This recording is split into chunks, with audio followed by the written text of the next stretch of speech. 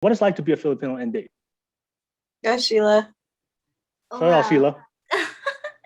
to be Pinay and well, just to be Pinay, at first, to be honest, it's kind of like, well, what does that look like, right?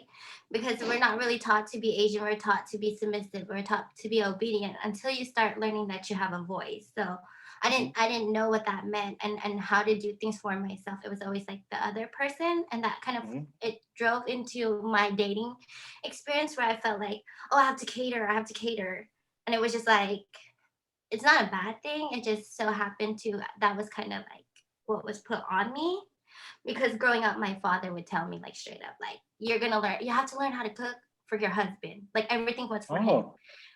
and I was like, well, and I would fight my dad. I would just be like, Dad, why can't I learn for myself? So dating as a Filipino, you don't do it. Just kidding. Yeah, but I'm grateful too because my parents weren't strict. So I'm thankful. So that was my experience. All right. Okay. Okay. Some you know how to cook? Not for you. All right. Okay. It's all good. That'd be like, yeah, you hey, you just shots fired, man. Shots fired. Already Starting shooting the early. shots starting early. You're shooting the shots early. Okay, I see you, It Sheila. I started know way what earlier. When he sent me the crickets, I was like, it's on. okay, okay. All right, nice. Okay, Crystal, what's it like? What's it like? So parents weren't like that at all. But my mom and dad, my mom was super like very gender roly. So like my brother could do whatever he wanted, right? Mm. But Yeah. me as a girl, I couldn't do anything. Like I wasn't really able to go out. What else? I wasn't able to sleep over anybody's house, which I really mind. And then I just was stuck in like gender roles. Like you have to cook, not clean. Like my dad was never like, you have to cook, you have to learn how to cook because you need to cook for your husband. But I learned how to cook because I like cooking. Okay. Uh, but they were just very adamant about like, okay, the girls have to clean the house. They have to learn how to do this, this, and that. Well, my brother got to do whatever he wanted. Hmm. So super strict. Okay, My super strict. Yeah, my parents are super strict.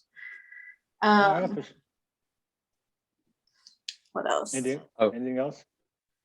No, I think that's it. All right, so we got all right, so pretty much both of you guys just listen to what you guys said. Just they pretty much just gave you guys like that gender role. Yeah. Growing up. Okay, okay. And yeah, Christian, what's up, man? What's it like?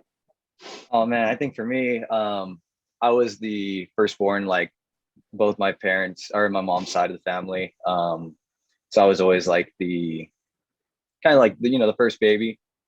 So with that being said, like I had strict parents, strict uncles, strict grandparents, everything. So Mhm. I always lived life like under microscope, I guess.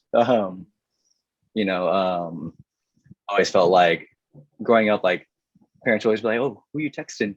You know, who's that?"